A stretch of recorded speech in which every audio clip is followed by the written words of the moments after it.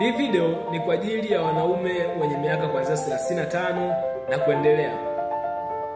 Ukiona unapitia dalili ya kukojoa sana wakati wa usiku, unakojoa kuanzia mara 4 na kuendelea ndani ya usiku mmoja, na pia unapata dalili ya kukojoa mkojo ambao umechanganyikana na damu, hii sio dalili rafiki kabisa. Ni dalili mojawapo ya changamoto ya tezi dume. Kwa kawaida changamoto ya tezi dume huwa inatibiwa kwa kwenda kufanyiwa upasuaji. Leo niko hapa kusaidia kuponya changamoto ya tezi dume bila kwenda kufanya upasuaji wowote.